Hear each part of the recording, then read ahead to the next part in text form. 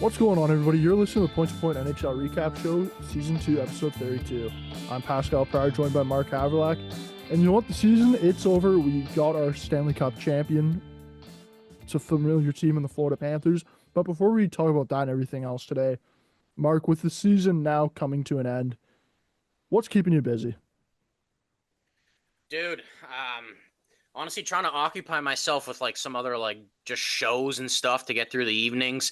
Trying to watch a decent amount of like kind of like draft content and stuff. But I mean, just kind of diving into the draft and like kind of diving into free agency and what I think could happen and even like off-season moves is kind of what's keeping me going right now, dude. It doesn't even feel, it's been like a week, over a week, hasn't Yeah. it, since the last game, and I kind of feel like I'm anticipating like a game is coming or something, but I guess that could be the draft as well, dude. What have you been up to recently? Man, I've just been playing some video games, getting out in the weather. It's been a little too hot at points. We finally got that hot weather, but I'm still pumped with the NHL where it's at right now. Like, this might be a little bit of a hot take, but honestly, this is one of my favorite times of the year in the NHL calendar because, yeah, there's no games. Like, that fucking sucks. Don't get me wrong. Like, I hate not having a game to turn on at 7 o'clock or 10 o'clock, right? But you got a lot to talk about right now. Like, the finals, it just ended. You got trades that are being announced here before July 1st hits and guys' new contracts kick in, etc. And then you got all this, you got all the draft, like the mock drafts coming out. You got a lot of rumors there. What's going to happen? Are teams going to trade? Are teams going to keep their picks? So, like, honestly, man, I love this time of year. It's really fun with all the rumors and all the stuff to talk about. Let's get right into it, though, and start off with the Stanley Cup Finals. The Florida Panthers, they're back-to-back Stanley Cup champions after winning the series 4-2 against the Edmonton Oilers. Mark, what were your thoughts on the series? Yeah, I mean, I think we chatted after game two, like we had a tied series there. Both games going to OT. It seemed pretty tight to start off, and I remember you saying like, what do both teams need to do? And I felt like I was kind of almost like the exact same thing. Well, I felt like Florida probably did the exact same thing, and Edmonton didn't at all. I felt like ever since that moment that we talked about it, like Florida just kind of took over the series. Yeah, Even in the game where Edmonton did win in game four, it's like they were down and they had this miraculous comeback to end up winning the game, right? So I felt like every point, every game at some point, like I feel like Florida had like complete control of the game, right? Like the two losses they had were because they blew leads, right? Now you're not taking anything away from Edmonton. It's not easy to come back against Florida, who's 31-0 in this series when they had the lead in the playoffs under Paul Maurice. So it's nothing to shy away about if you're the Oilers, but it doesn't mean at the same time that you were in complete control of every game. Like you're playing comeback in every game, right? yeah. And it's like you're not going to be able. I just think the recipe for success is like the odds of doing that 4 times in a 7-game span against Florida is like very unlikely, right? Like you're putting yourself in a pretty bad situation. And it just felt like it was like, did you not feel like it was like every game you watched, it was almost like kind of like deja vu? It was like, oh, well, fuck, Florida's up early. We got to get a Dude, comeback from Edmonton here. Like it just felt like the puck dropped at the beginning of the game and it was already 2-0 Florida, like every game. I felt exactly that, man. Every game, it was Florida would score within the first 5 minutes or whatever. You're kind of looking at it like, what the fuck, man? Can the Oilers not score once first in the series? And then the other thing, too, is we kind of talked about it last episode when we were halfway through this series that if you're the Oilers, you kind of have to stop taking these penalties, not give Florida opportunities on the power play. The Oilers didn't really stop doing that. They throughout the series they continued to give Florida opportunities on the power play, and that really held them back too, right? Because it's like, okay, Florida scores, then you make it 1-0, 5 minutes in the game, and then 2 3 minutes after you're on the penalty kill, right? And you can't get McDavid, Draisaitl, the big dogs out on the ice for the Oilers, and they're not really able to get in that groove early on in the game. I don't think that helped in this series whatsoever either. Like, would you agree with that at all or no? No, yeah, I think I do agree with that, dude. The Oilers just did not seem that they were like I don't want to say like in sync because it is sometimes hard to look in sync when you're this late. I feel like when I think of in sync, it's more just like making all these pretty plays and scoring. You know what I mean? Just like you see the Oilers do sometimes, like in the regular season, and even at some points earlier in the playoffs, right? And I'm gonna be honest with you, dude. I felt like what I said before the series kind of happened, and like I really felt like missing Zach Hyman was gonna play a huge factor in this Yeah. series, dude, right? And it's like it comes out where Nuge has a broken wrist or broken hand, whatever it was, right? That's already affecting like his shot. And he had a pretty nice goal in the series too, I think, in that comeback win in Game 4, right? But I felt like with the Oilers too, right? It was like their depth was so good all playoffs, and it just kind of dried up at the worst time, Yep. right? Like you weren't getting these time. We talked about how going into the Cup Finals, they basically had, I think it was 8 forwards on their team that on an 82 game pace in the playoffs, they were scoring 27 goals, right? Like 20, like 8 27 goal scores is pretty nuts, right? And then there's barely any depth scoring in the playoffs. Like Podkolzin had 2. He had that huge tying goal in Game 4, and then he scored the goal in Game 6 when it was already 5-0, right? So you weren't really getting the timely goals I felt like that you were getting earlier in the playoffs. Man, according to like some like analytics, like who do you think was like one of the worst forwards for the Oilers in the Stanley Cup Finals in accordance to like just like generating scoring chances? I'm gonna say Vander Kane, maybe. He did not Yeah, have a good it is series. it is Evander Yeah. Kane. Like going through some stats, he's the worst Oiler forward on here, and he generated about 4 scoring chances, like in the entire series. Like that, and it's not they weren't even like that high quality of scoring chances, right? And then I'm just going through the whole Stanley Cup list here that I'm looking at, and like the 5 forwards under him, like 4 of them didn't even play every game on Florida, and then the other one was Evan Rodriguez.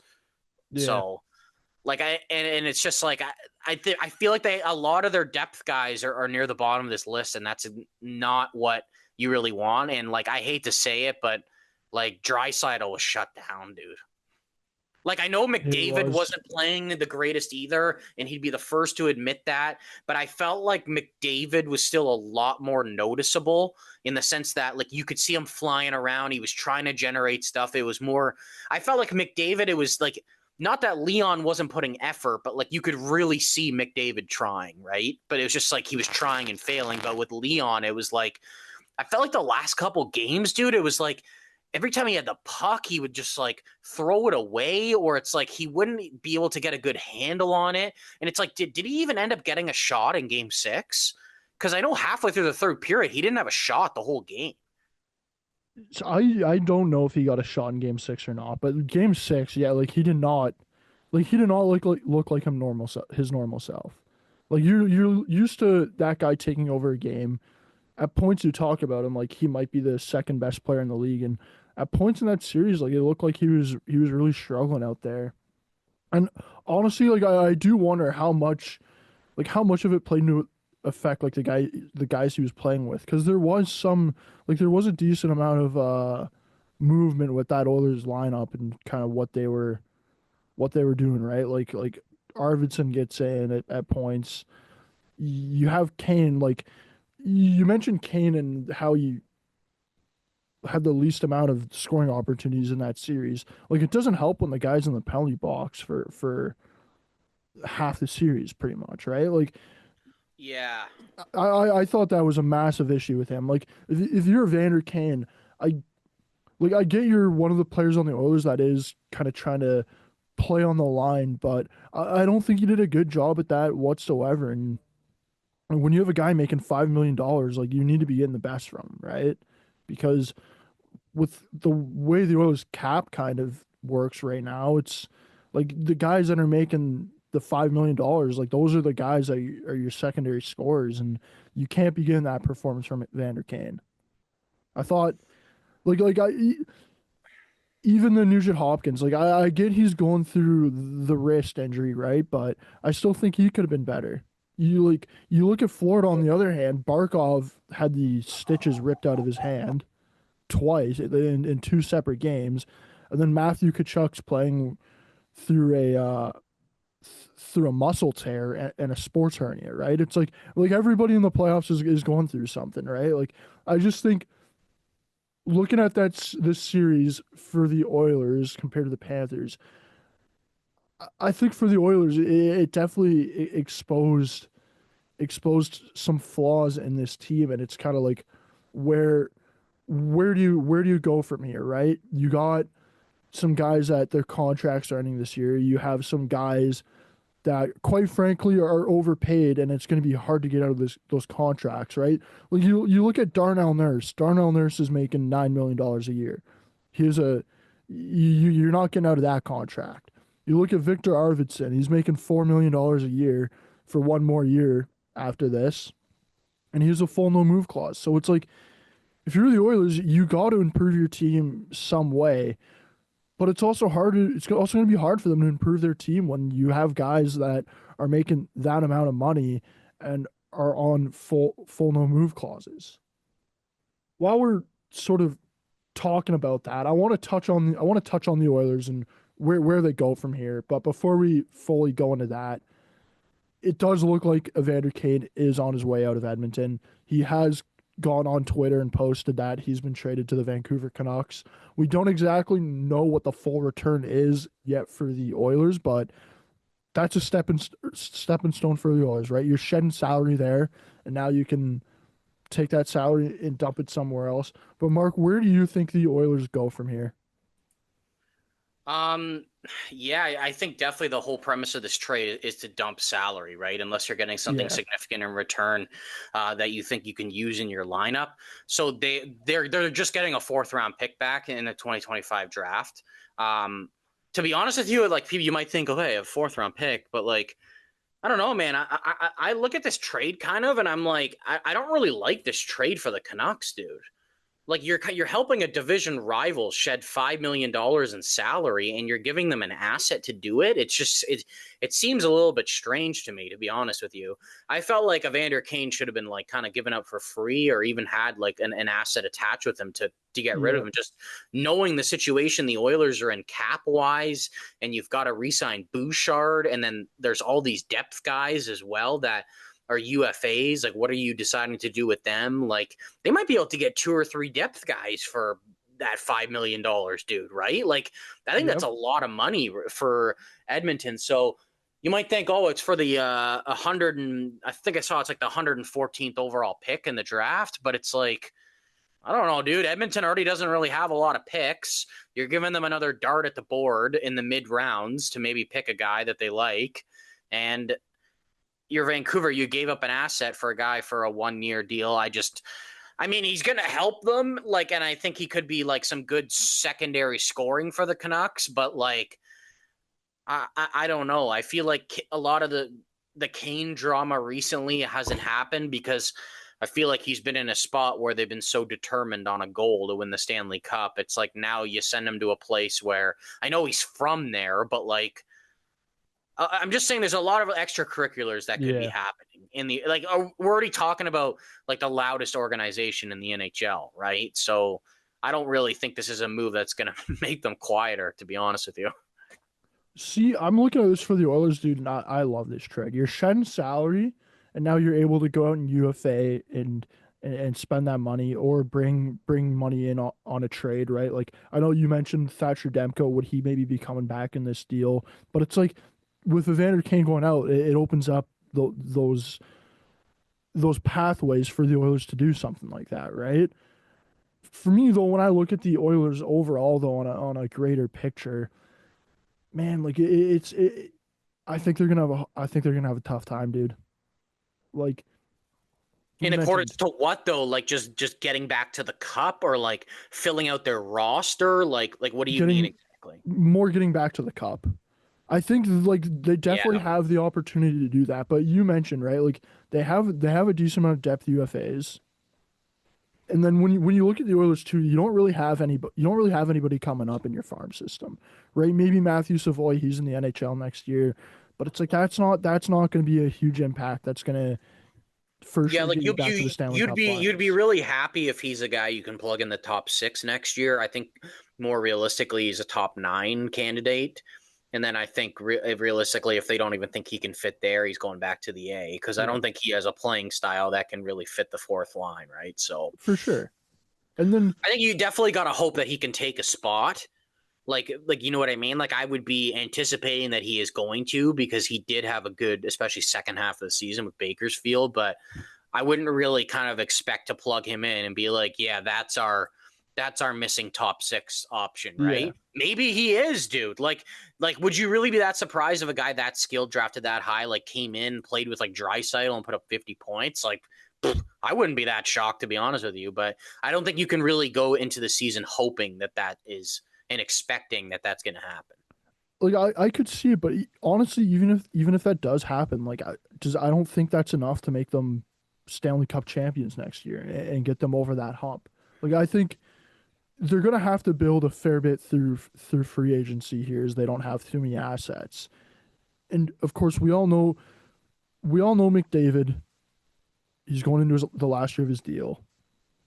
It seems like he wants to take his time here on signing an extension. I don't think that's gonna help the Oilers that much, dude.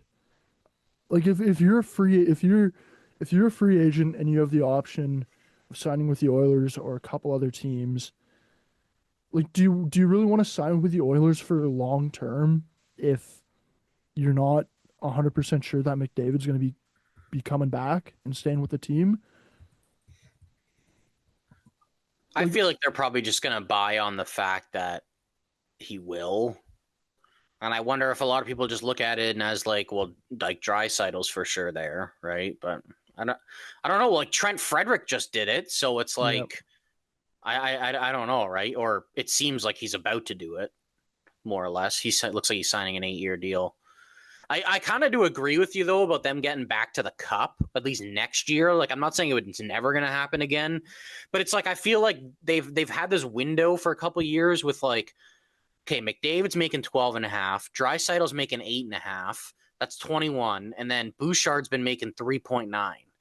So you've had McDavid, Draisaitl, and Bouchard making $25 million. It's like you should be able to surround them with guys who may have even ridiculous, stupid cap hits for a couple of years while these guys aren't really making their full amounts of money. And then now next year, it's going to be like, okay, well, McDavid's getting 12 and a half still for one more year. Draisaitl's going to 14 and Bouchard's going to what? I think Conservatively, it's let's say starting 10. with a 10. I think 10 at least, to be honest. And then So, you add in Nurse at $9 million as well. and You, then like that's just for 1 year. And then McDavid goes what? 12 and a half to 16? Is it 17? yeah, so next year those four guys are going to be making $45 million for Yeah. next year. And then, And and then that's and then the year after it's getting more expensive with McDavid going on.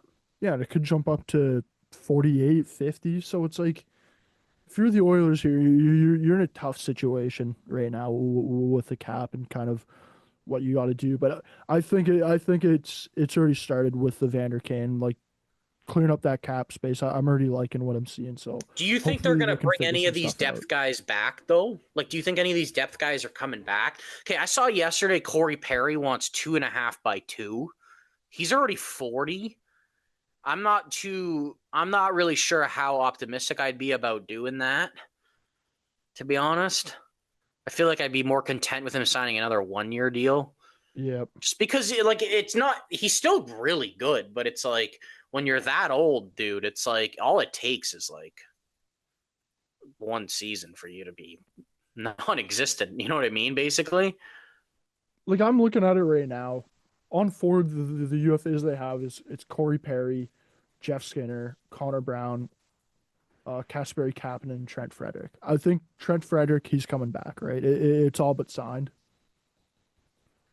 I think after that, Corey Perry for the right price, you bring him back. I honestly bring back Connor Brown too if he's willing to stay for a good price. I was going to say Connor Brown as well. And then honestly, Kapanen's an interesting one. I could see them bringing him back. I think at times he was pretty good in the playoffs, but I think at times he also struggled a little bit. If they could get him for the right price, I see them bringing him back. But on the other hand, if they got a little bit of the cap to spend, then I think he's on his way out. And then looking on defense, Klingberg, he's a UFA. I don't think they bring him back. Right? No, I don't Like, think so either. You know where I think Klingberg's going, dude? I think Klingberg's going to San Jose, and he's going yeah, to run their power play, and yeah, he's going to get. They'll give him like $3 million or something. That's what I think's going to happen. Because I think yeah, he could look at as it look at as it like he can rejuvenate his career even a little bit more. Even though he has been noticed and he has been better, but like he could legitimately go there and he'd be running their power play. They don't have yeah. another defenseman that's better than him. That would be better than him to run their power play. I think it'd be a perfect spot for him on like a 1 or 2 year deal. To be honest with you. He'll be on a team like that for sure. But for the Oilers, I think there's going to be a decent amount of changeover this offseason. And I Looking think at they're the making a move in net too. They're making a move in net too. I yeah, don't know if they'll it's UFA or if it's trade, but they basically publicly said they're doing something. yeah, they're gonna do something in that for sure. Looking at the other side, you got the Florida Panthers. Mark, where do they go from here? Yeah, I mean, they've got a lot of potential changes, right? Like the three big UFAs have not re-signed as of yet. Like, I mean, we still got 5 days or so here until 5-6 days till UFA opens. Um, what are they sitting at? They got like 19 mil in cap space, don't they? I was seeing something about that I have it up in because it's front of like, me right now. Right now, they got 19 million in cap space. You had it right on the head. okay, so theoretically, their UFAs are Marchand Bennett, Nate Schmidt. They got Nico Brad, Sturm, Brad Marchand. Ekblad. Yeah, I think priority number like 1A and 1B, in my opinion, is Marchand and Bennett. I think if you can get those two guys done, um, I think it also will end up just depending like what Marchand actually wants, dude. yeah. Because it's like I don't think they're gonna screw up their whole cap situation to keep him. Like I think if he actually wants 9 million, like I don't think they're keeping him at 9 million. There's no way a 37-year-old at 9 million. No. Um, I think that I've been seeing that they're pretty close to extending Bennett. I think it's going to come around 8 years, 7.75. That's my guess. Yeah. At this point, because I heard 8 times 7 was offered to him even earlier in the year, and he didn't take it. Yeah, I think that like the depth guys, it's more like I see Nosek, Sturm walk in. Honestly, there's probably a pretty good chance that Nate Schmidt's gone too. And honestly, it just depends like what these guys sign for because like theoretically, like there is a possibility they could sign Marchand Bennett and Ekblad. One of those guys would have to take a decent discount though, to be honest, to stay. But I think theoretically you got to look at it as Bennett and Marchand are the most valuable. If you can get Ekblad, you do. But I'm going to be honest with you, dude. A lot of the stuff I'm hearing about Ekblad, like, do you believe that this is the best that Aaron Ekblad has ever looked in his career?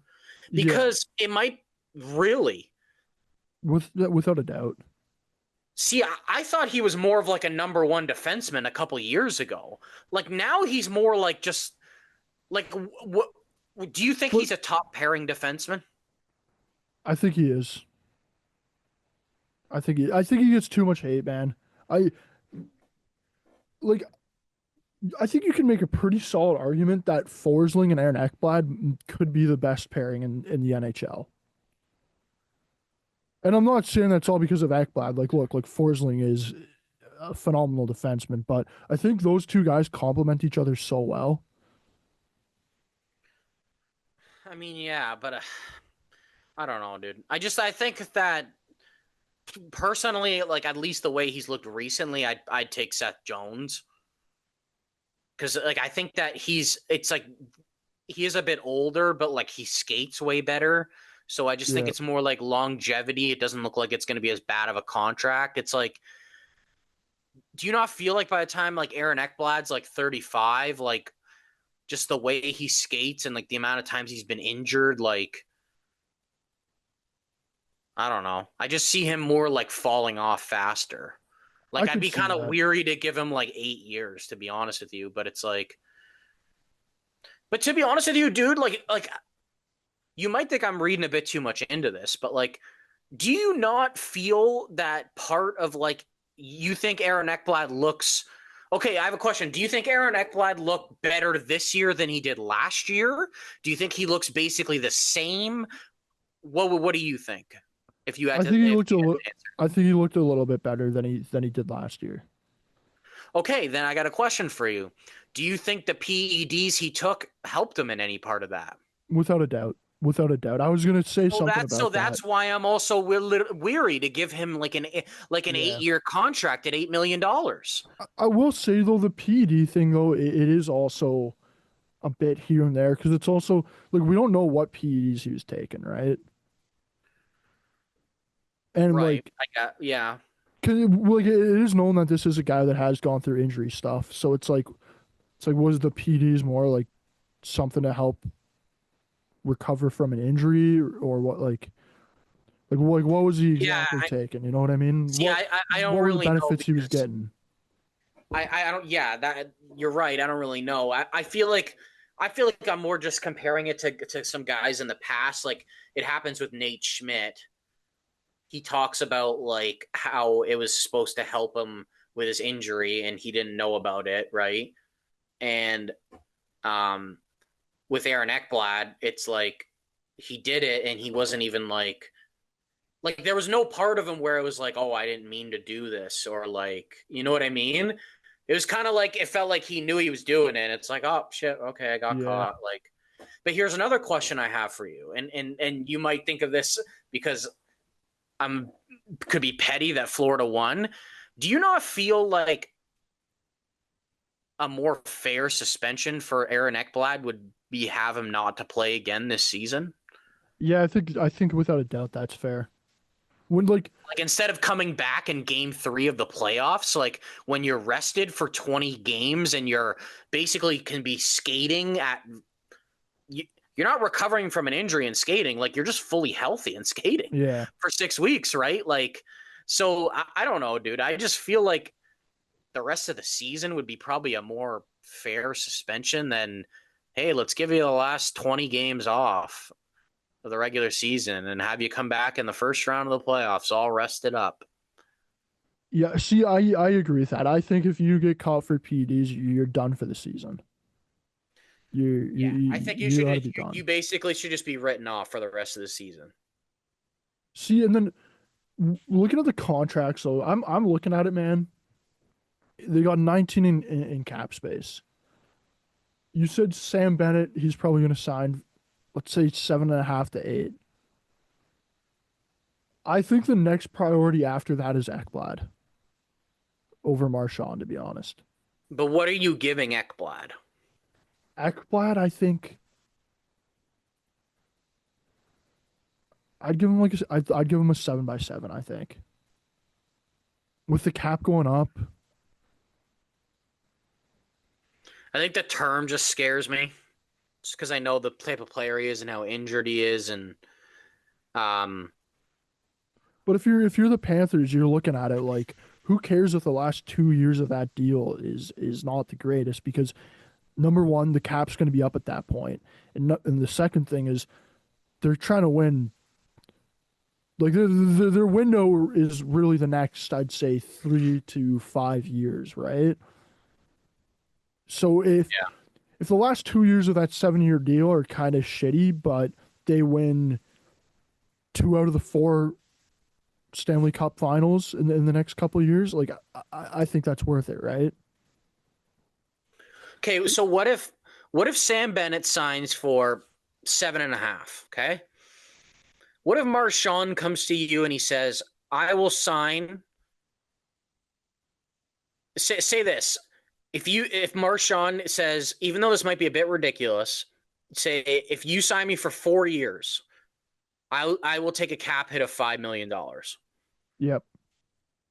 To be honest with you, I'm doing that in a heartbeat. Yep. I would do it I for don't care six if and a it's till half. he's 41. I don't care if it's till he's 41. So then you're talking 7.5 plus five, that's 12 and a half. You've got six and change left. Do you think Ekblad would take an 8-year deal at like 6 million?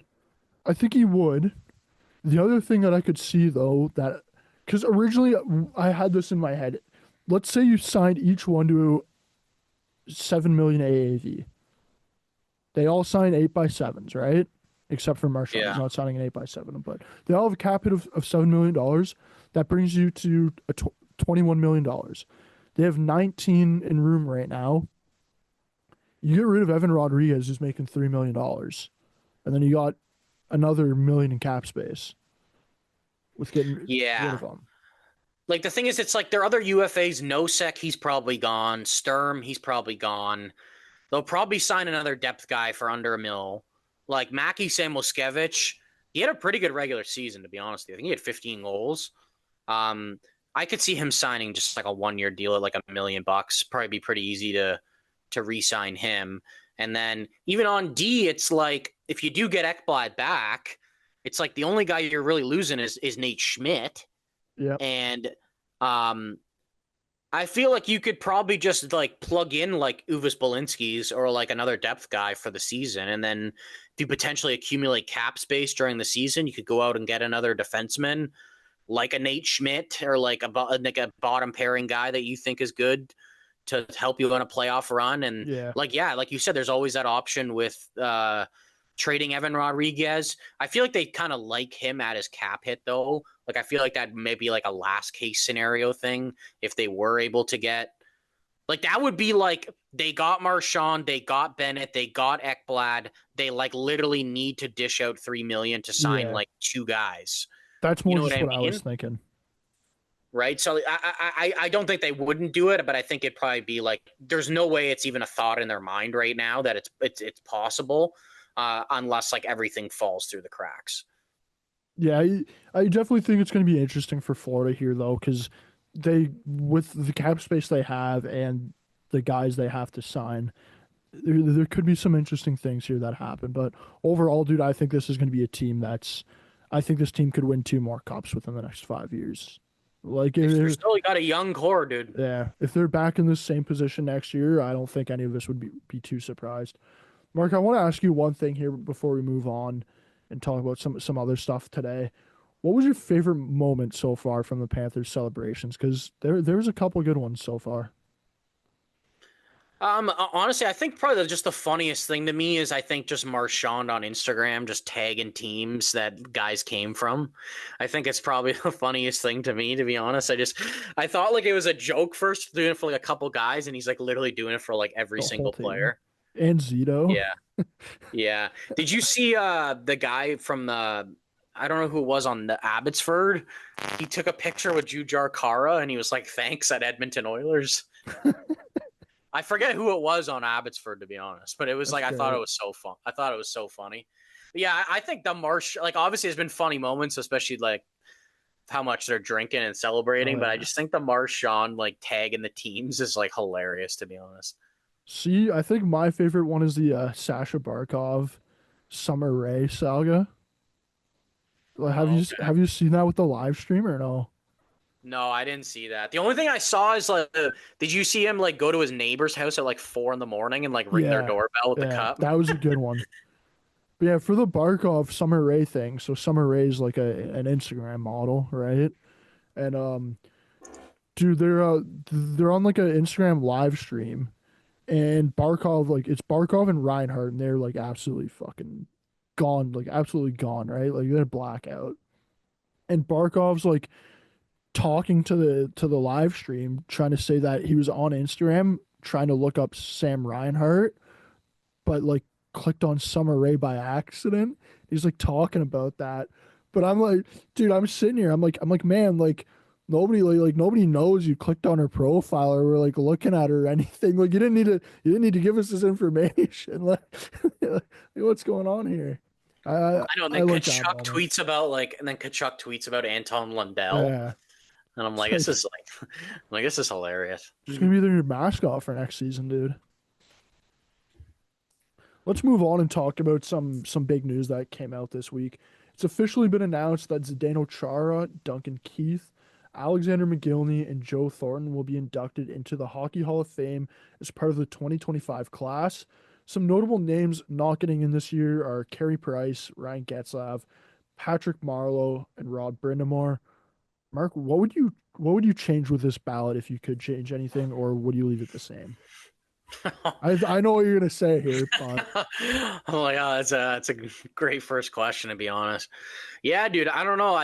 Okay, so I'll be completely honest with you. Like a lot of people know if you listen, big Carey Price fan.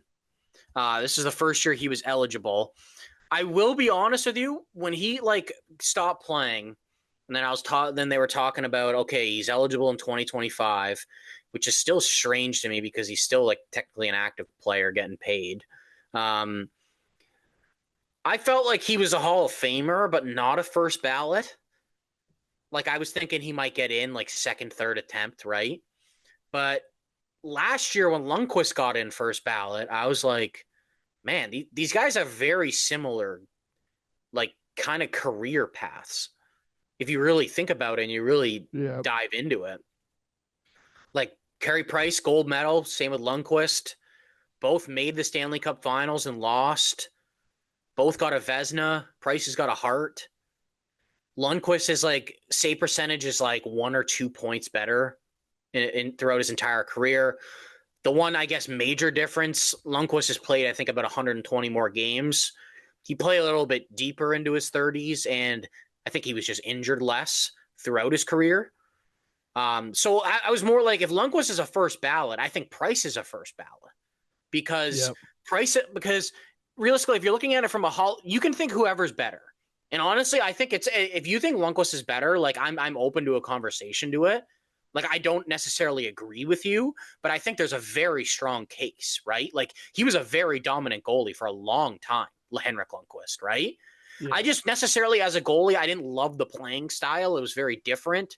And I just wasn't the biggest fan of Henrik Lundqvist, but I have a hell of a lot of respect for him.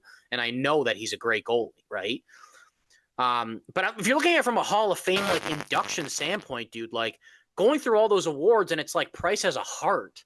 Like, don't you think that'd be? Andy's got a Ted Lindsay voted Yeah. on by the players. Like, wouldn't you think that would more even make him more of a lock to get in this year? See, I was thinking Price was going to be a first ballot Hall of Famer this entire time. To be honest, Yeah. like he has the heart, he has the Vezina. When you look at other goalies to win the Hart up until this year, it was Brodeur, Patrick Waugh, um, Hasek. Within the past 50 years, right? Like if you go way back, I'm pretty sure Dryden won at some point, right? But all those other three goalies were all first ballot Hall of Famers. Like I think Carey Price is as well. And How about this stat, dude? Even we're talking about the Hart. Only two goalies have ever won the Ted Lindsay, dude. Like yeah, voted on by the players. Dominic Hasek won it in back-to-back years, and then Carey Price won in 2015. yeah, like Price should be in the Hall of Fame. We should be talking about Price being in the Hall of Fame. I think the one thing that helped Lundqvist and like you even look at Luongo. Luongo was a first ballot as well, right? Like I think See, the do you thing think Price had a better career than Luongo, though? I think you can make an argument there. For sure, I think you can make an argument. I think See, I think the three of them with Lundqvist, it's like they're almost kind of in the same tier. yeah, like it's all You could, really like, it's close. not that, yeah, like it's not that far. Like, think about it. All three of them made a cup, never won one, and Yep, you know what I mean? They both won. They've all won a gold medal. yep. Like, I'm not 100% sure if Luongo won a Vezina, to be quite honest with you, but I think he probably should have at some point. I think the one thing where you kind of look at it where it kind of didn't help out Price too much was he was in a hard class, man. Like the class he was in this year, it was like a lot of Zdeno Chara, Duncan Keith, McGillney, and Thornton are the ones getting in, right? So it's like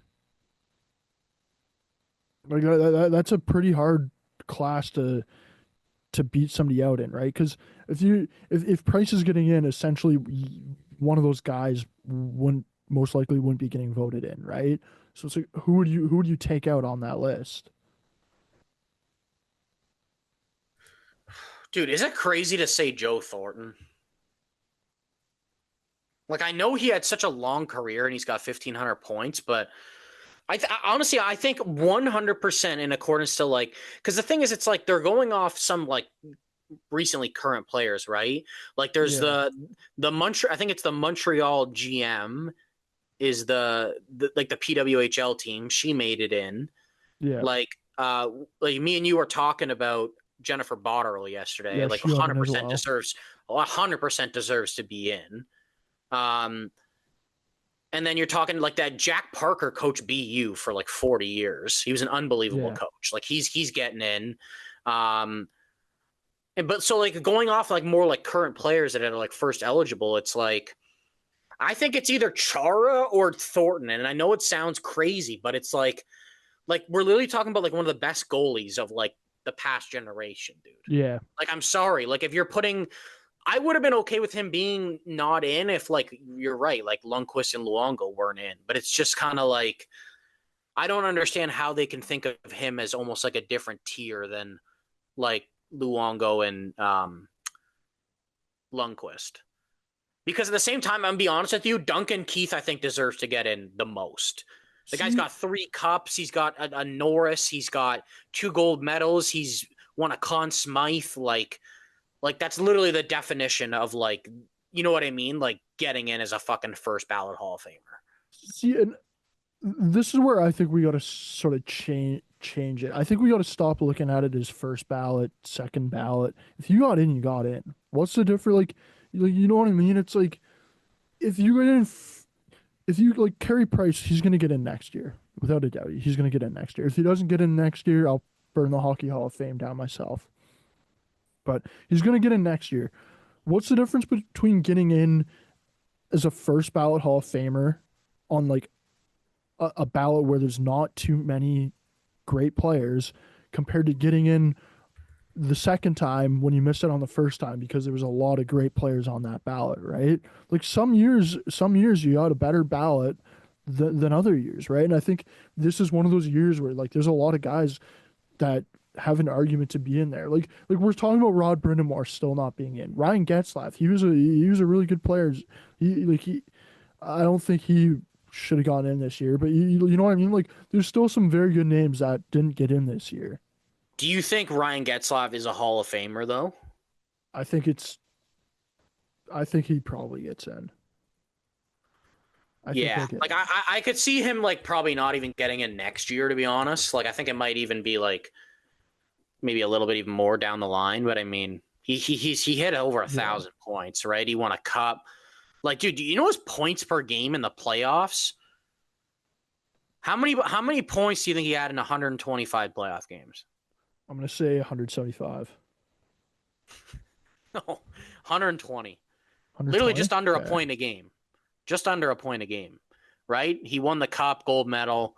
I think he's probably getting in. I agree. It's probably not first ballot, but he was a very dominant player for a while, right? Um, Yeah. honestly, dude, I like looking like I am obviously upset a bit. Price didn't get in. I kind of agree with your rant, though. I guess it really doesn't matter at the end of it. To be honest with you, I think it's just more of a sense of just I'm looking at it in the Hockey Hall of Fame's point of view, where I guess maybe they don't think that necessarily Price was not as good as Lundqvist or Luongo, and it is just the year, right? But, dude, I'm so happy that McGillney got in. Same. I can't even state like I feel like this has been a topic of conversation like ever since I've just realized how good he actually was and that he didn't get in. Um, do you think it's a little bit weird that Vancouver hasn't sent out a tweet or anything like congratulating him for making the Hockey Hall of Fame? Yeah, maybe a little. To be honest, Considering he had a 107-point season with them in 1995. to be honest, I don't know enough about how that relationship ended or anything. But like, if you're like But every to be team honest, that he played for. he hasn't played there in 25 years. Like, even if it was like not a happy ending, like you don't think that they're going to be like congrats. No, like Like, okay, I think he should here's be. a here's hypothetical. You think if Jack Eichel ends up making the Hockey Hall of Fame, you think the Buffalo Sabres should tweet out congratulations? I think they should. So that's why Yeah. exactly, and that's how I feel Yeah. about Vancouver. They definitely should do it, Here's the right? teams. Here's the teams McGillney played for: Sabres, Canucks, New Jersey Devils, Toronto Maple Leafs. There should be 4 tweets out right now thanking him for getting or, or congratulating him on getting into the Hockey Hall of Fame. 100%. I agree. And as far as I know right now, Vancouver is the only team that hasn't congratulated him. I think that's kind of fucking crazy. But much deserved, dude. Like, the guy had 75 goals in 76 games one year, Pascal. Yeah, Like, he was a dominant player for a while. He had a 127-point season. Let's not even forget about this guy sacrificed his fucking life, basically, by moving to North come over and America play. to come over and play and leaving the Red Army team and not going back, right? And also just thriving while he's over here. So at the end of the day, bit upset about Price, but very happy for Alexander McGillney to get into the Hockey Hall of Fame, dude. Yeah, I'm all with you on that, dude. Let's move on and talk about another trade that we have had happen over the past couple days. After years of rumors, Trevor Zegras, he has finally been dealt, and he went to the Philadelphia Flyers.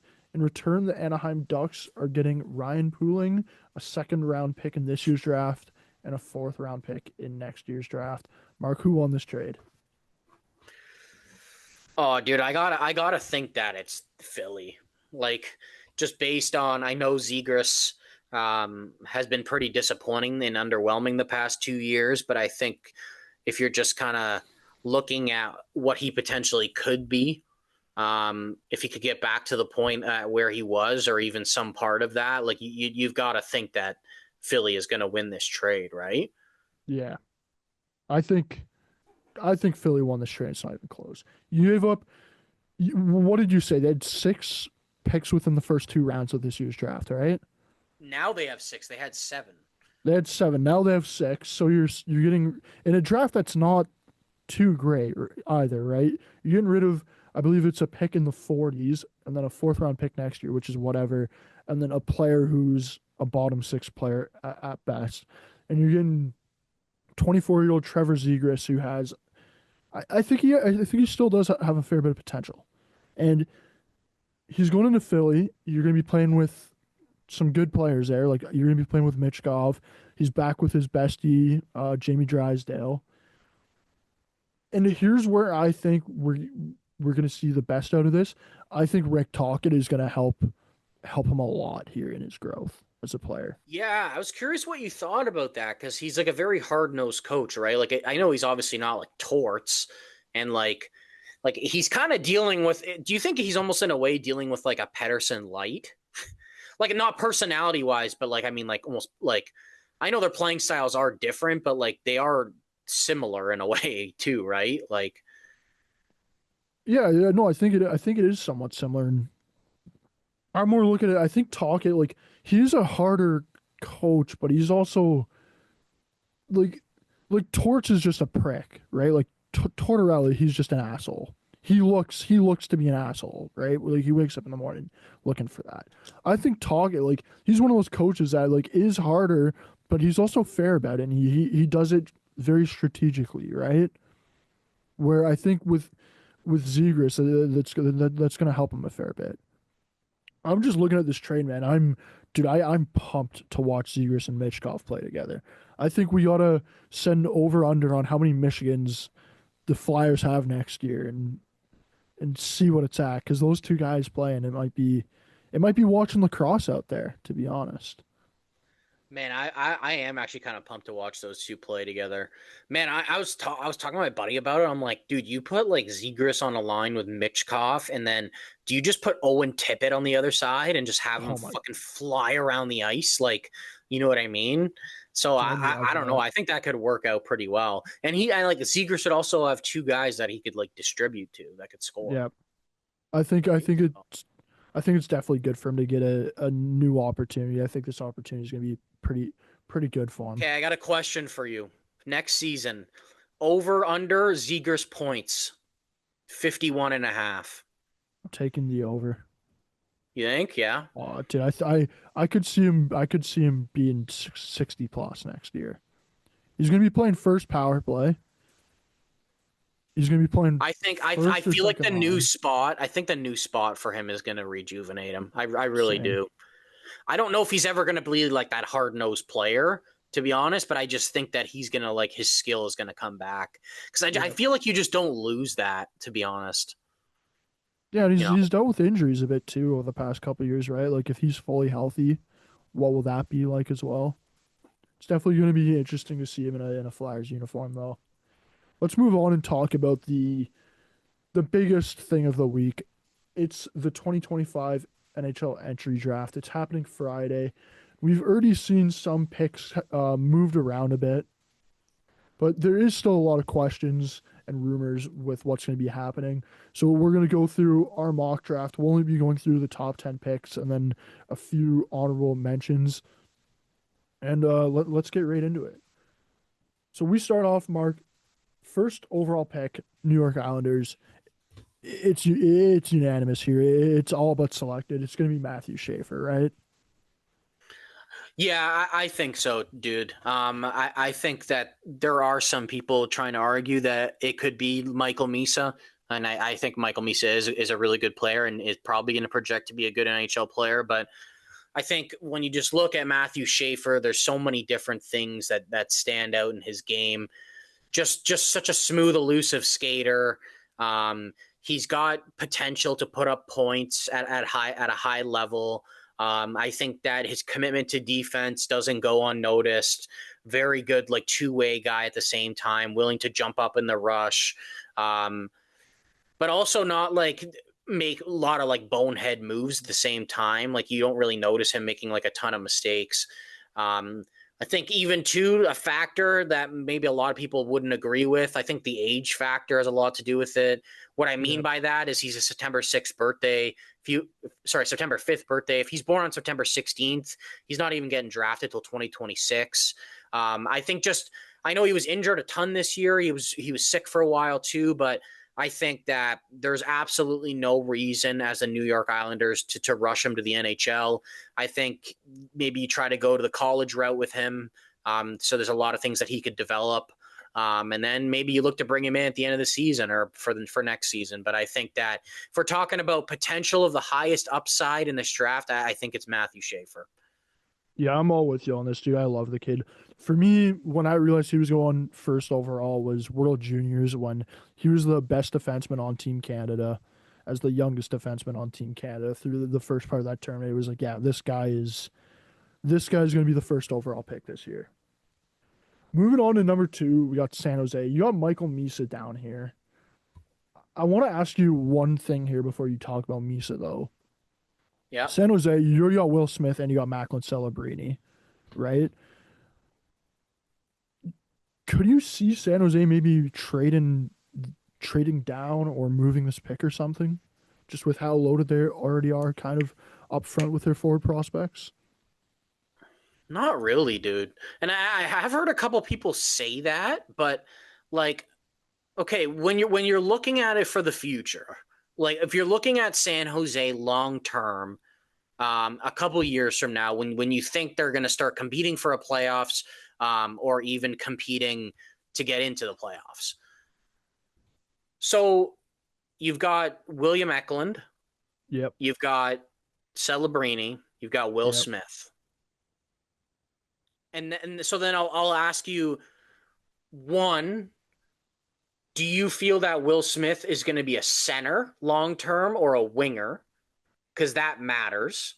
And Yep. two, what else do you have in the system that you can confidently say that is being plugged there? Because look, I'm not saying they don't got options. They've got Casper Halton in the OHL. He's looking pretty nice. I don't know what his full upside is in the NHL, though. I don't know if he's a nice scoring third line piece or if he's a top six winger. And to be honest with you, I have the same questions about like Quentin Musty. Yeah. And like I know Cameron Lund came in or later this year from NCAA. I more think he's like going to be like a third line center. So the more my question is like for people that don't think that like Misa could fit long term, I just kind of am like, why not? Like, I just kind of think that at the end of the day, either Will Smith or Misa will become a winger, and then they'll have a bunch of nice options in the top six. See, I agree with that. I almost just look at it is like, is there too much similarities between Misa, Smith, and Celebrini? Even with like one of them will move to the wing, right? Like you're not going to run those three guys at center, but so you look at Stanley Cup, look at Florida for example, right? It's like you got Barkov, really good two-way player. You got Reinhardt, really good two-way player, but also really good goal scorer, right? Then you got Kachuk, who's just an all-around fucking. He's a menace. You got Bennett, right? He's another menace, but he's a good goal scorer. It's like there's a decent amount of variety there within that Florida Panthers core, right? It's like when you look at San Jose, if they take Misa, whether I'm not saying it would be, but I'm also I'm kind of wondering like would it almost be too much of the similar style players there in their core? Like would you more want maybe like would you more maybe want to trade down, get a pick back and take a guy like Mortone who is similar to Kachuk and throws the body around a bit, right? That's just more where I'm kind of a bit curious. I mean, I don't like. I get the mentality. I don't think I would do it though. To be honest, I just think you're giving up a lot in accordance to like maybe potential offensive upside.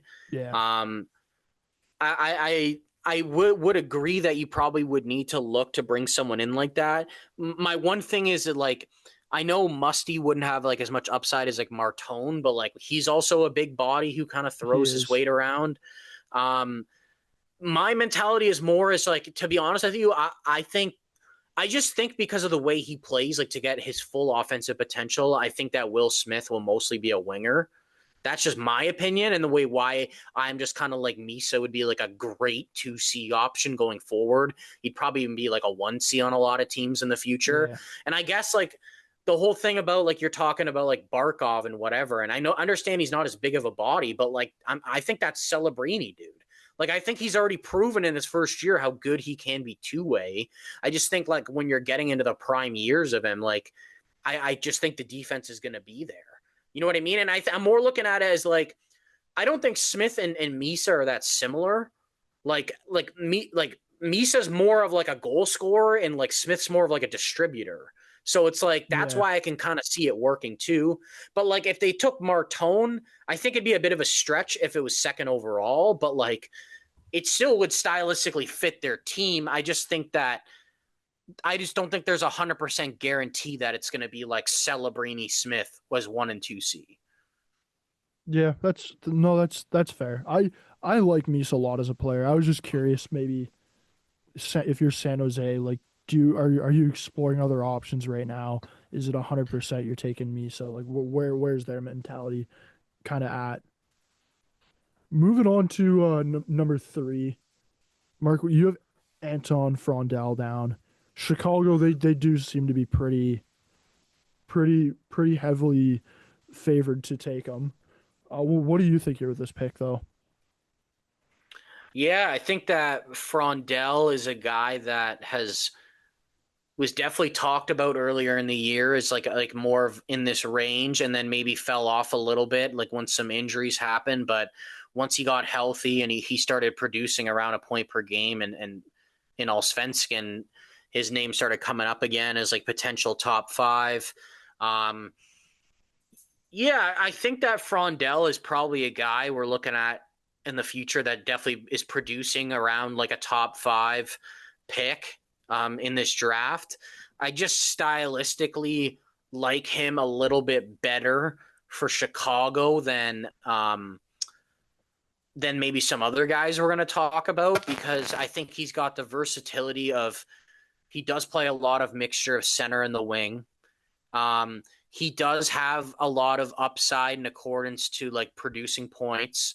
Um, he's only 6 foot, but I mean he's 196 pounds, and he skates well, and like he's not afraid to be like a net front presence. You know what I mean? Yeah. So it's like I think it's a different kind of style that could produce at like they could still produce points and probably play with Bedard and Nazar, but it's like it's a bit different than bringing in maybe something different that we're gonna talk about throughout the next couple picks.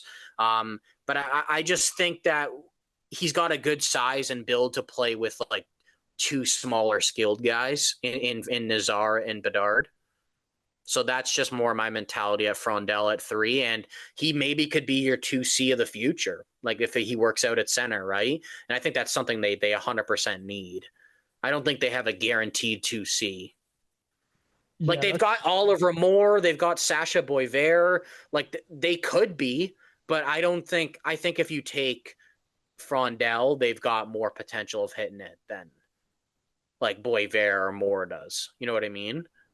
yeah, that's where I'm kind of liking the Frondel to Chicago is because Chicago they kind of want a bigger forward, right? They don't want a smaller guy like a Misa or a But the Hagens. thing is, they are the same size though, Misa and Frondel. That's the thing. But Frondel's got like he's got a way bigger like Yeah, frame, and it's like when you see him play, like you're not gonna think he's 6 foot, right? yeah, and like with him too, as you mentioned, I like that. Like, there's some flexibility there if he's playing center or the wing, so it's like where if you're maybe taking a Porter Mortone or something like that, it's more like Mortone. He's not playing center. He's going to be a winger playing alongside Bernard. Where with Frondel, you can start him at center. If that doesn't pan out, and maybe you do get a second line centerman at some point, then you can move him over the wing, or you can play him on the wing. And if you need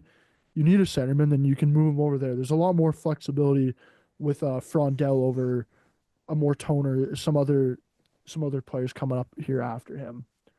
Let's move on to 4. We got Utah. I feel like this is where the draft really kicks off here is with Utah. You have heard a few different rumors here. Mark, who do you have though going to Utah? Man, I honestly kind of think the draft starts at 3. I don't think it's a guarantee Frondel's going to Chicago. Really, eh? To be quite honest, yeah, I don't think so. I just think stylistically it's the best fit. I think after the first 2 picks, the draft starts, to be honest. At number 4, I've got Caleb Desnoyers, who played for Moncton in the QMJHL this past season.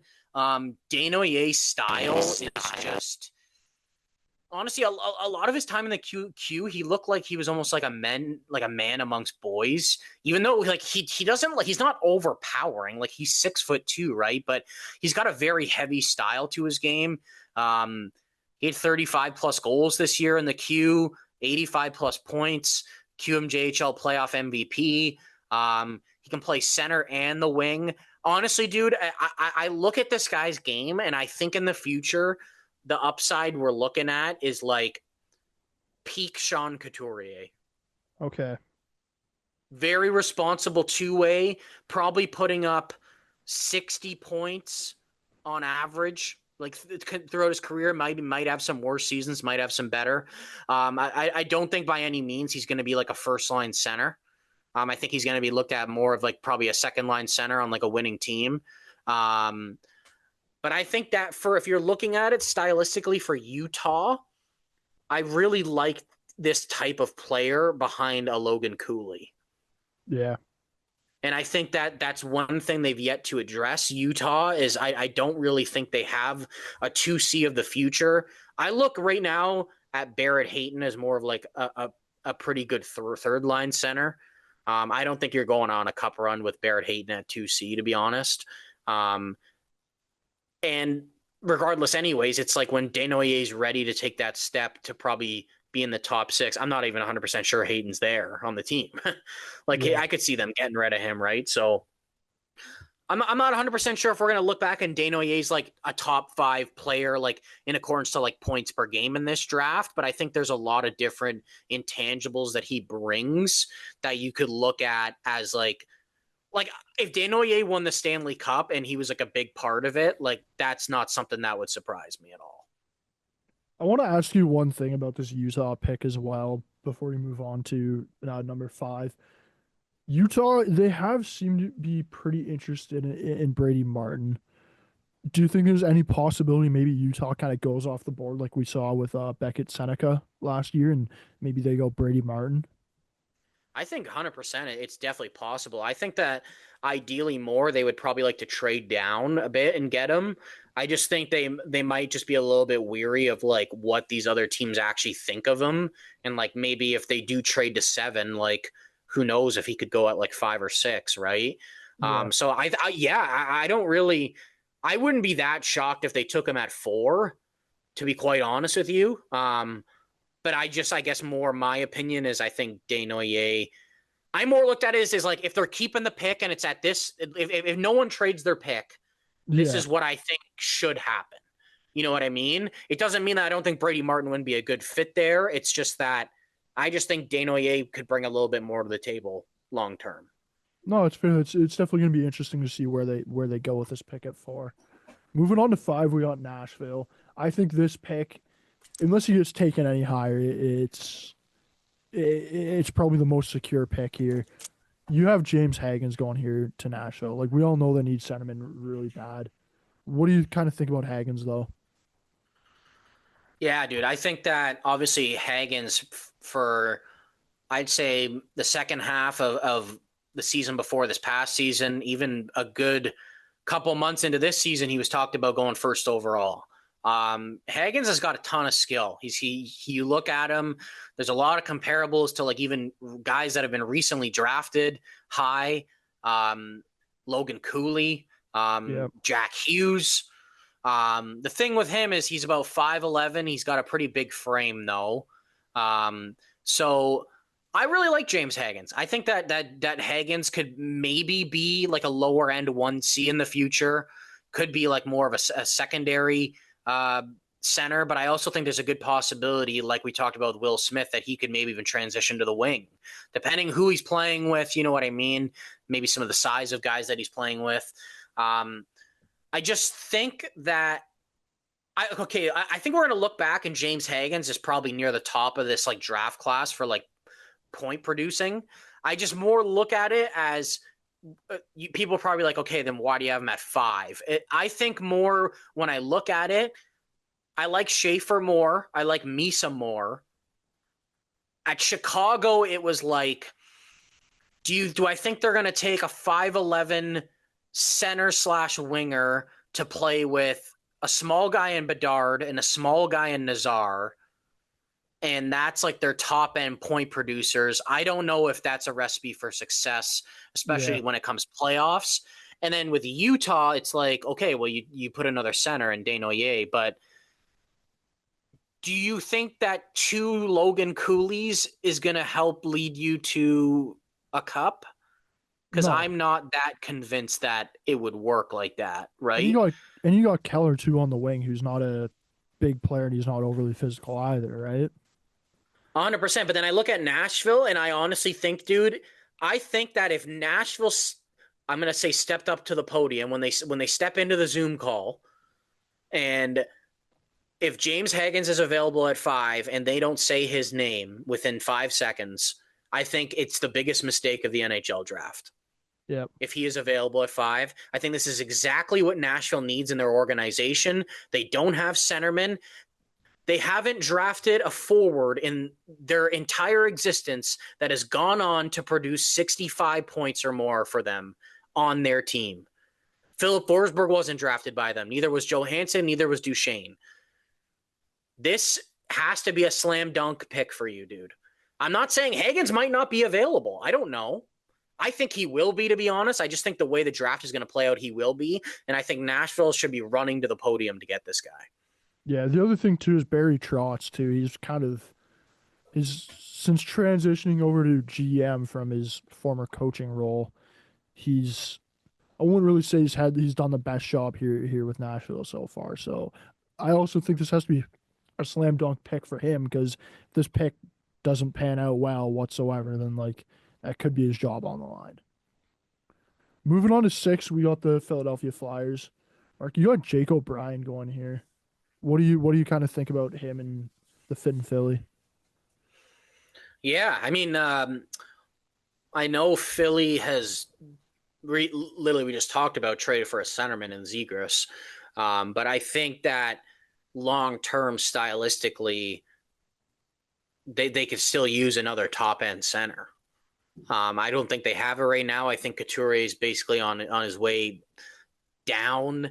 I'm not 100% sure what like Jet Luchenko's ceiling is.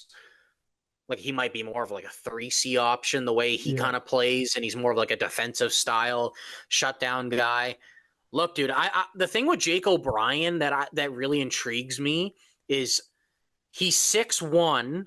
He's like 170 pounds. So like he's got a lot of he still can fill out a lot, right? But I'll be honest with you, I think that he probably has top 3 hockey IQ in this draft, in my opinion. And I think Okay. he's way more of a playmaker than a shooter. But I think at the same time, part of his development, dude, if you could get this guy to start shooting the puck and scoring goals, dude, I think he's going to produce a ton of points. But I think the thing is, it's like he's not really shooting enough. It's like his rookie year last year in the O, he was around a point per game, but like he had like 15 goals and like 50 something assists, right? And then this year, he started shooting a little bit more, and he put up 30, I think it was 32 goals in 68 games. Yeah. And he ended up putting up like 98 points. So I just think if he starts shooting more and like he fills out and he can get a better shot, I think just the way his hockey IQ is and his commitment to defense, like I'll be honest with you, I think he could be like a sneaky like lower end 1C. Yeah, I really do. I like him, man. I like him a lot. Like 98 points in the OHL it's no joke. He had a really good season, and I think And the thing is, Philly, like, it's like, like yeah, that's not even like the flashiest part about his game either. Like, it's just yeah, like he's so smart and he's committed to defense. It's just like he needs to fill out and like work on shooting the puck. And it's like if he can continue developing what he's already good at and add that, it's like, dude, I think this could be like a really good pick. Like, there's a lot of potential there. I think. yeah. Now with the Zegras trade too, you're starting to see Philly's overall picture a little bit more with what their core is going to look like. And I think if you could have O'Brien and Zegras as your maybe 1-2 centerman, and then Luchenko as your third centerman like in 5 years when you're starting to go on these cup runs, like that's a pretty deep, pretty pretty tough centerman matchup having those three guys as your top three centermen. Moving on to number 7, Mark, you got Brady Martin going here. I know that's another team that really has been very interested in him. What's your reasoning here for this pick? Yeah, I think ideally at the end of the day, Boston, they are in this kind of phase here where they've kind of had to decide to do like a retool. I think ideally they even want to be good next season, but with a top 7 pick, I think that they're looking at it as an opportunity to like add to the prospect pool in a way that like they probably hope that they're not picking down here again soon. And I mean, honestly, I've seen a couple things about potentially trading the pick for a player. I wouldn't do that if I was Boston. I feel like they have the potential to add like a pretty impactful piece for their team, like down the road, even if it's not immediately. I just think it would be better for their future. I think Boston fans would love Brady Martin. But I also think if there's like any of the guys we mentioned above was available at this pick, like I would probably take them over Brady Martin. But I think Brady Martin's potentially, I think it's like at this point, unless you're getting like James Hagens or Jake O'Brien or someone better, like Brady Martin's probably looking at more like a 2C. Like I'm gonna be honest, he's got the potential to be like a smaller version of Tom Wilson or like Yeah. a Sam Bennett or like he's got that physical edge to his game. Dude, there's a lot of scouts that believe that he this season would already be like a higher end impactful body checker in the NHL. Like if he played as a senior old and he was whatever he did offensively, Yeah. but just the way he is physically, they think he would have like a high end impact in accordance to hits. So that's kind of nuts, right? And he's producing at a good level offensively too. Like, let's not forget, like he also put up 30 goals this year, right? So I think that there's ideally you send this guy to college for 1 to 2 years and he comes out and he's just an absolute machine at like 20 years old, and he's probably ready to step in and immediately, like, at worst be like a 3C, you know what I mean? Like, I just Yeah. think like he's got a very high floor. Like, I think like at very worst, like he's probably like a smaller version of like Adam Lowry. Yeah. Like, you know what I mean? Like, very good two-way, very physical, but it's like his high-end potential is probably like Sam Bennett or like Tom Wilson's, a smaller version of Tom Wilson if he plays the wing, right? So I think there's a lot of potential there, and I think the market in Boston, like, they would love him. Dude, I definitely he might be one of my favorite players in the draft. A little biased because he's a hometown kid, but I like his game a lot, man. And I'm all with you. Like his floor is very high compared to some of these other players in this draft. Moving on to 8, Mark, this is an interesting player that you have here for me because I think with this player, you see him. This is a player you've seen all over the fucking board so far, right? Like early on in the season, there was some talk for him going as the first overall pick. Now, more recently, some people have him within the top 3, some within the top 5, some have them outside the top 5. You have Seattle here at 8, taking Porter Martone. What's your reasoning for Seattle taking him here? And then also, why do you think some of these teams higher up in the draft may pass on him?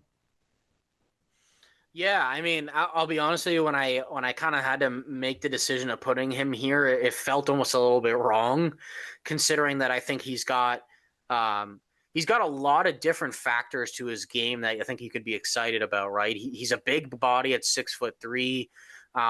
He plays that style where he's always in and around the net and in the corners. He's almost like a lighter version of like the Kachuk brothers in the sense where he's like always in the scrums after the whistle. He can produce points at a high level. It's like, dude, he's got this high end shot, but it's like he's almost like a better playmaker. Like he was voted like one of the best passers in like the Yeah. OHL this year, right? So I think he is a guy that okay, here's my mentality with this. I think a lot of these teams above him would love to have him on his team, but I also think the stretch we're looking at from 3 to 7, every single one of those teams might prioritize a center. That's Yep. just my opinion.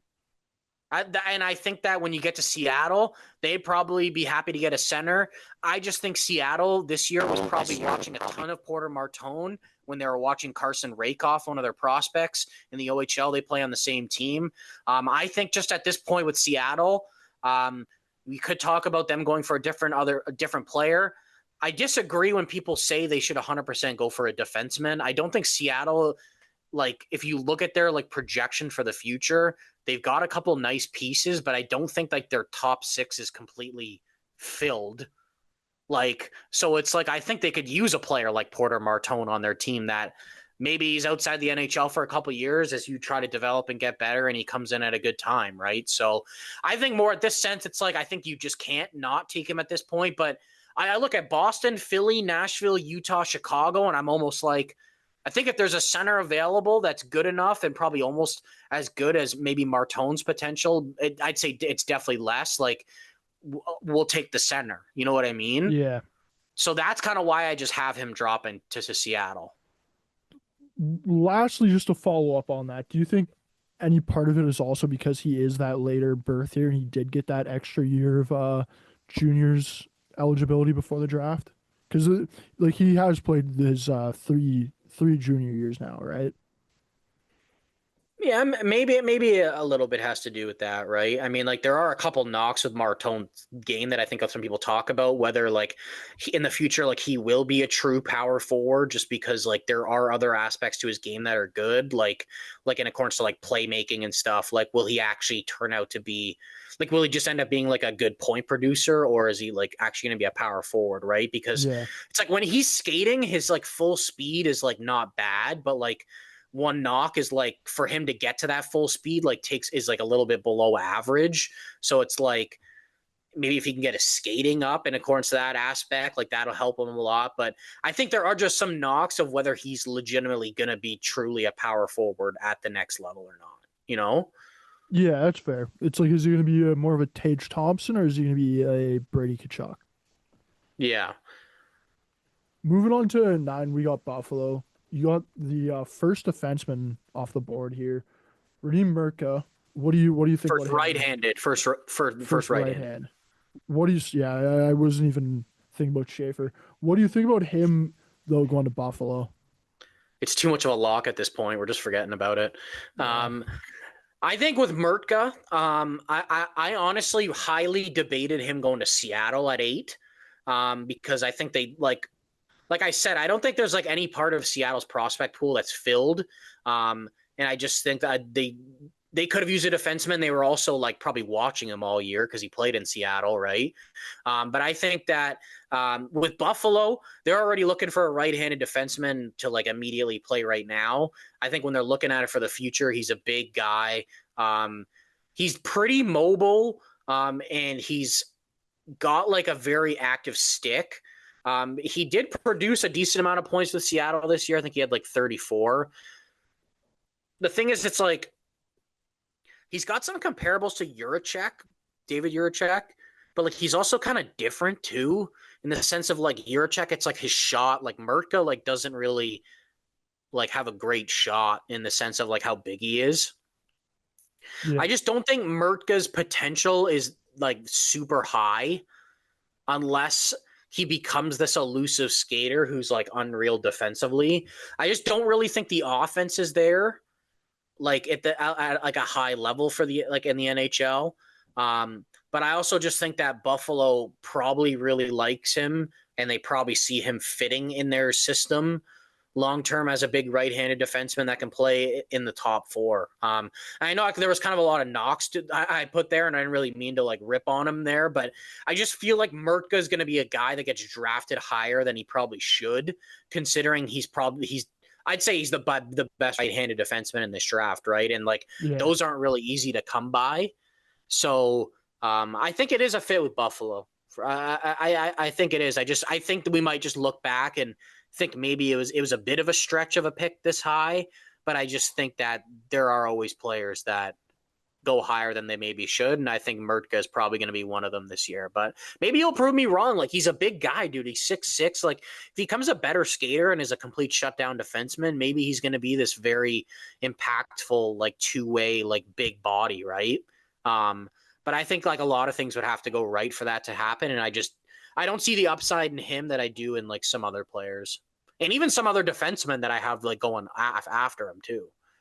I definitely do see the fit with Buffalo though. They really do need a right hand shot defenseman, and he like by far he is the best one in the draft. Moving on to 10 here, you got Roger McQueen going to the Anaheim Ducks. I love this pick, dude. Getting another big centerman there. How do you feel about that? Yeah, I feel like with McQueen, there's definitely some concerns going forward in the sense of um, the injury Yeah, that he suffered this year with his back. Is that going to be a huge problem moving forward? Obviously, we saw Caden Lindstrom was taken in the top 5 last year. He barely played at all this past season. It's kind of looking like it wasn't the smartest pick at number 4 at this point right now. I think there's a lot of stuff in Roger McQueen's game to be excited about. He's definitely got high end skill. He's got really good hands, a really good shot. Like he's 6'5", 190-ish pounds. If he can like potentially even fill out a little bit more, he could play that more power forward type style. But I think it's definitely something to be weary about, but I also just feel like in this year's draft, when you're not looking at a whole ton of top end talent, it's almost like worth the risk. Um, I just feel like the group of players that were before him, maybe except for Mertka, probably just more have guaranteed potential than McQueen does, because McQueen was talked about going like top 5, maybe even top yeah. 3 at the beginning of the year, right? And then the injury set him back. He obviously didn't look too dominant when he came back either, but I mean, he was coming off that injury. So it's kind of why I got him going 10. I feel like Anaheim, like I just kind of thought even before they traded Zegras, like he's probably going to be gone anyway. Maybe McQueen's a center, maybe he's a winger. Could even be an option at 3C down the road. I just kind of feel like McQueen, like this is either going to be a great pick or like a not good pick. That's just my kind of thoughts about it. But I also just feel like it could be worth it at 10th overall. And I just see Anaheim going this route, to be honest. Yeah, I think McQueen could be, like as you said, in a year where the draft isn't as strong, taking a gamble on McQueen might be worth it. And like if you're Anaheim, you're gonna have two giants as your centerman with Leo Carlson and then Roger McQueen right behind him, and that could work out really well for them. And a heavy player in McTavish, too, is also an option, Yeah. right? I want to ask you one thing though here before we kind of move on and talk about some other players. Pittsburgh, right? They're picking 11 and 12 now. They got back-to-back picks there. Yeah. Do you think there's any chance we could see them maybe try to package those and move up? Like, could there be any movement with those picks now that they got the two back-to-back, or are they going to stay there? I feel like they might be inquiring about it. If it was me, I probably wouldn't.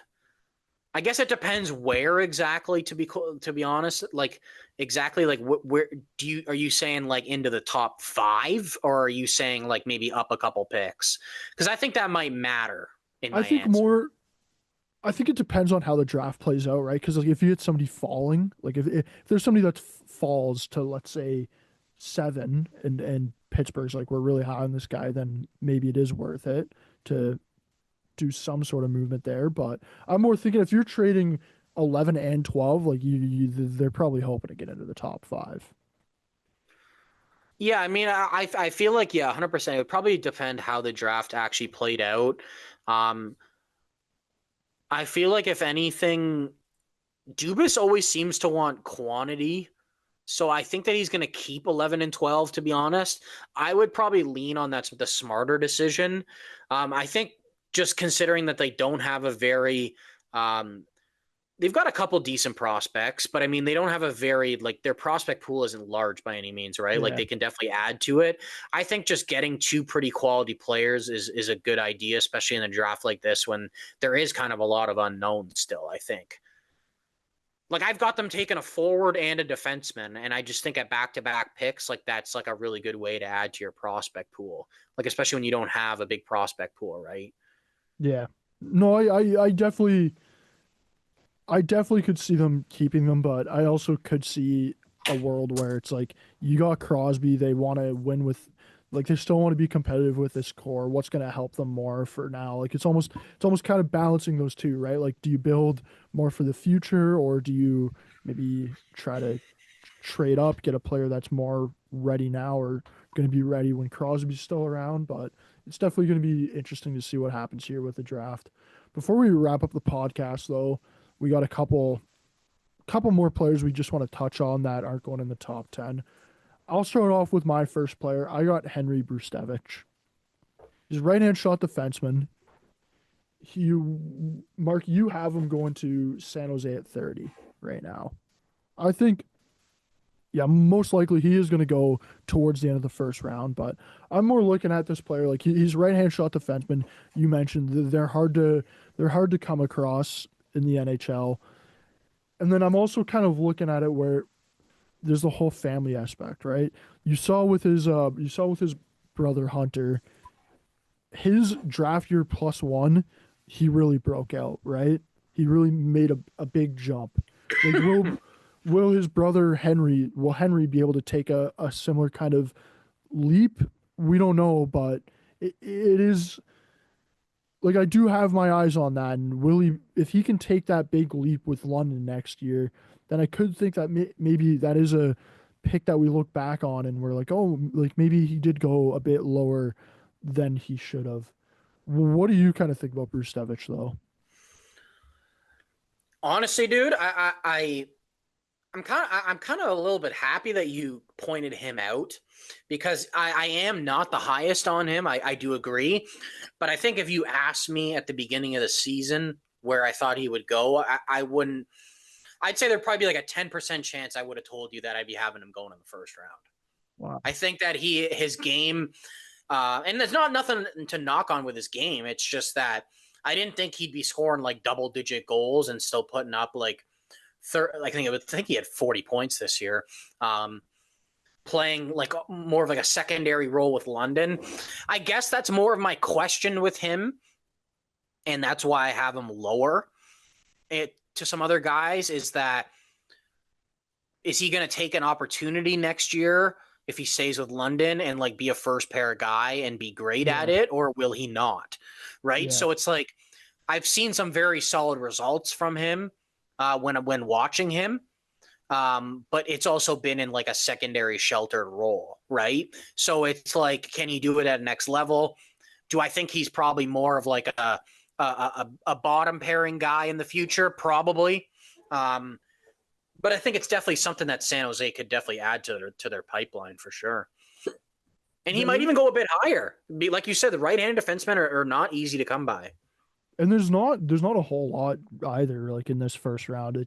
You only got 3 here. The other one being Logan Hensler, going a bit earlier than and Blake Fiddler, and Blake Fiddler as well. Yeah. Fiddler as well.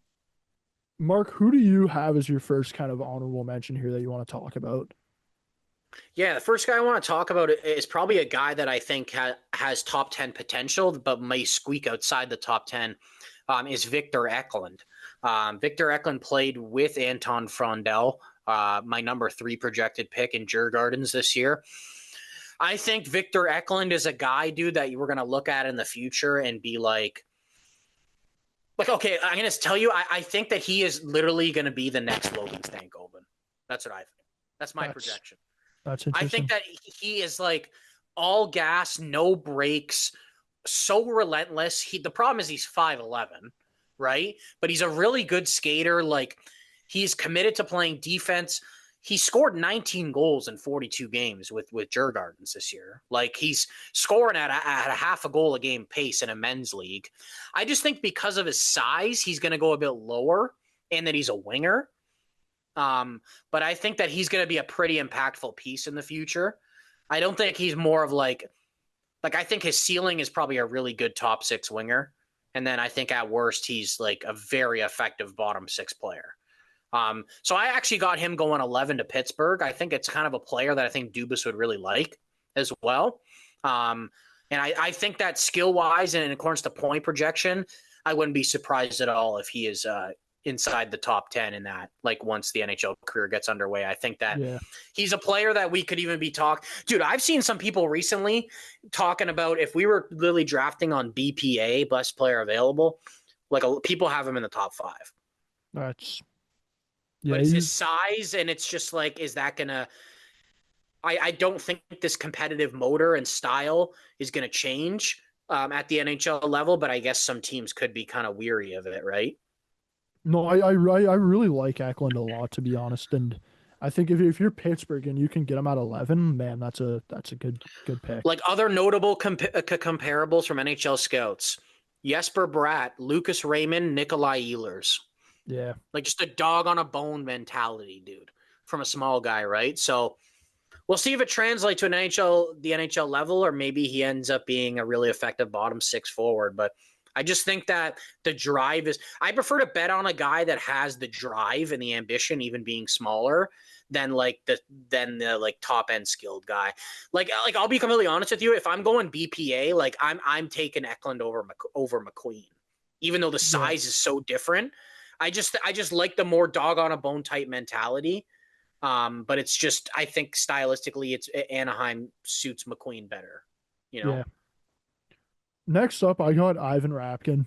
This is a guy that, man, when you look at players in the first round, this is probably a guy that has fallen the most throughout this year. Like at one point we were talking about him going top 10, no doubt, and now you're looking at it and he's probably going to go towards the end of the first round. He might even fall a little bit into the second round. Mark, I know we've talked about this before off the podcast, and with him, it really does feel like it's like the ceiling's high, but the floor is really low. Like he's either going to be a gem or he's going to be a complete bust, right? But I think in a draft that's not the strongest this year, like maybe you take that risk on him towards the end of the first round. I know you have him going to Philly here at 31. I love that, dude. If Philly could get him and Jake O'Brien in the first round, I think that's what I'm saying, dude. You're building something good there. The thing with Rapkin that I like too is he seems like he has a NHL ready body. Like he's not the biggest. He's not the biggest, but he's built. He's built, and I like that a fair bit because for for a younger guy, like you know, you don't have to. You know, you're not gonna be waiting a lot for him to kind of grow into his body, this and that. Where some other players, you will be waiting for him. And the other thing too that you kind of got to keep your mind on with him is he did have a bit of a rough season where he kind of moved around a bit, right? Like he started off playing over in Russia, then he came over and played it for the Muskegon Lumberjacks about what was it, halfway through the season.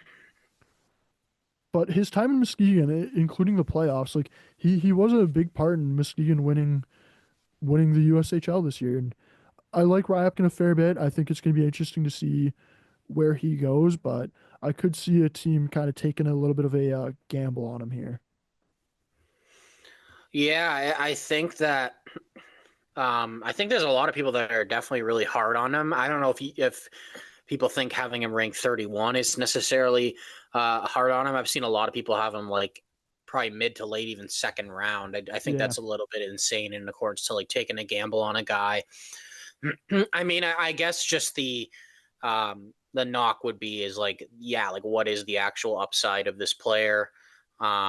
He still produced pretty well with Muskegon. I mean, it's just like he's pretty fairly inconsistent. I think that's what's driving a lot of people away. Like he's either like looking really good or he's like invisible. So it's just almost like what does he end up being at like the next level? Um, Dude, you know who he kind of reminds me of a little bit? Like this playing who? style isn't identical, but like almost like the projection of player is like Evgeny Kuznetsov. That's who like kind of reminds me of Ryabkin, dude. I don't know why. So it's like we could be. I think this is another boomer bust, dude. I think we're looking at Yeah. this guy and thinking he should have went top 10, or like he probably shouldn't have even went in the first round.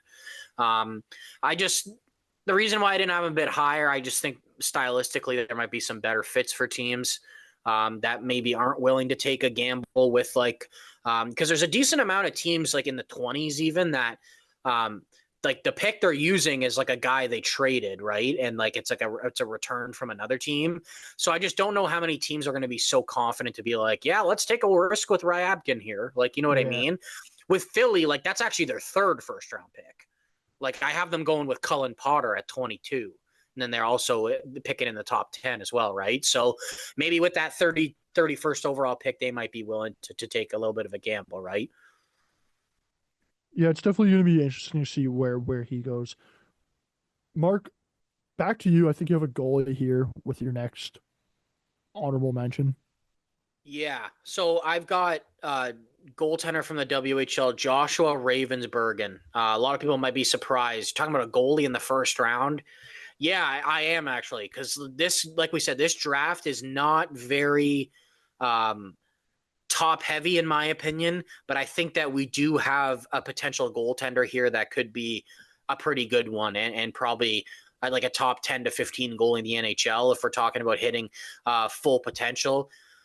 Like this kid is 18 years old. He's already 6'5", 192 pounds, very technically sound, very solid movement. The numbers don't really like catch your eye that much. You're like, oh, he had a 901 save percentage. I'm going to be honest, that's like above average in junior hockey, to be Yeah. honest with you, right? Goals against average of 3. Um, he's also performed really well in the playoffs. He like his save percentage like gets better in the playoffs. I just think that there's a ton of potential there for a guy that's already big. He's also like catches the opposite way as well, which is definitely different. I don't even know the last time like an opposite way goalie was drafted in the first round. To be quite honest with you, it's got to be quite a while at this point. Um, I just think that there's a lot of things to like in. I think there's a lot of things to like in Ravensbergen's game. I think that he's even got a lot of similarities to like a Yaroslav Askarov. That's the last left-handed goalie that went in the first Yeah. round, for fuck's sakes. But I think he actually has got a lot of similarities in the sense that he's even a bigger body as well. I just think in this year's draft, you might think I'm crazy. I think that I think at worst, like if he doesn't hit his potential, he's still gonna be like a pretty solid top 30 goalie in the NHL. But I think like if like he could potentially even be like a top 10 goalie. Like I see it in him, dude. He's young. He's got good movement. He's big. I think there's a ton of potential there. I've got him going to Columbus at number 20. Yeah. I don't know how confident I would be taking him with like if it was like a team's first first round pick of the draft. But I think with Columbus already going at 14, like I would take the risk at 20 with Ravensburgen. Like I'll be honest with you, if Columbus passes on Ravensburgen, like I think Philly at 22 should do it. Yep. I was gonna ask you about that actually. And I think teams would be nuts to not take a gamble on this guy in the first round, to be honest, dude. Yeah, from based off what I've been seeing, I think a lot of people think he is going to be going to Columbus at 20 because they do have that pick at 14, right? So you would be taking him with your second pick, and I'm all with you. If Columbus isn't taking him at 20, I think Philly's jumping Like if all we over didn't that have 22. Jacob Fowler in the pipeline, I would be probably willing to take him at 17. Yeah, But I don't think it's worth it for us, to be honest. I don't really see the upside in having Fowler and Ravensburgen. I just don't think it really makes yeah. sense. Moving on to my last player I want to talk about. I gotta I gotta switch it up here last second. I originally had Ben Kindle, but I'm switching up to Malcolm Spence. I'm kind of interested with him because he is a bigger body, kind of that power forward type of player. I could see him maybe going a bit ahead of where he should. Mark, right now I believe you have him going 24 to LA. I'm just kind of interested that with Florida winning the cup and with it really looking like we're going back to this hockey style of hockey where it's big, strong, physical teams are the teams that are gonna win you games. I wonder if maybe a team that's maybe around 15 to 20 kind of take them, right? Like Montreal, you guys have two picks there back to back 16, 17.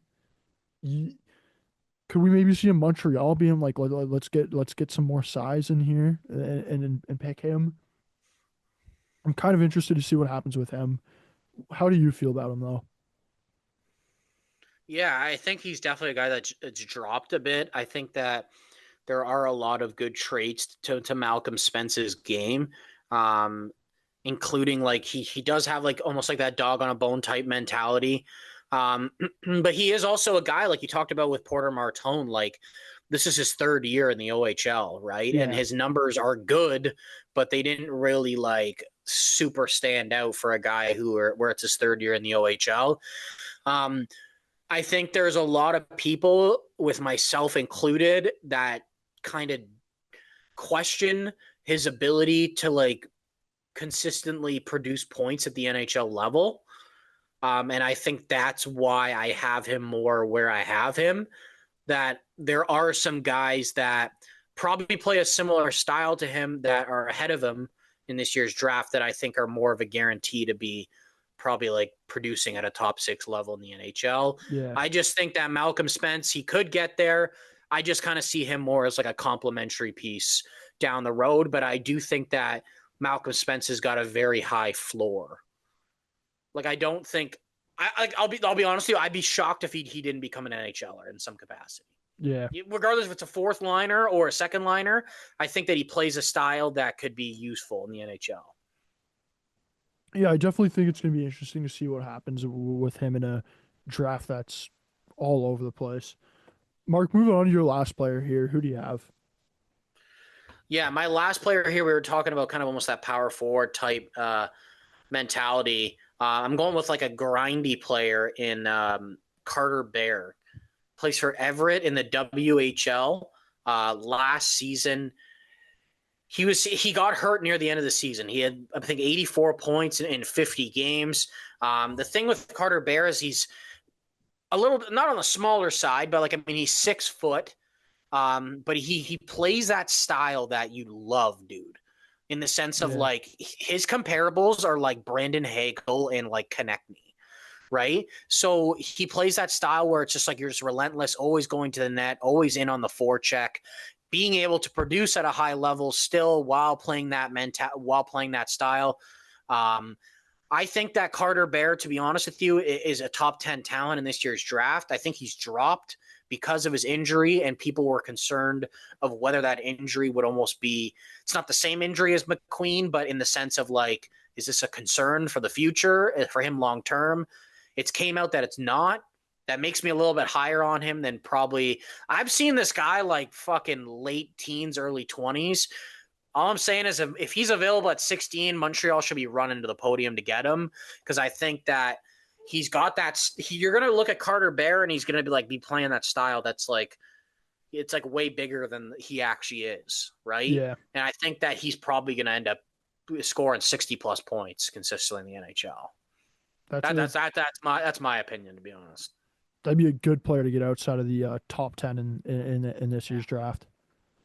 Overall, though, that's going to wrap up this week's episode. We're going to be back late this week, early next week, just before free agency to sort of do an RFA, UFA predictions podcast. So stay tuned for that. But for everybody tuning into this episode, thanks for tuning in.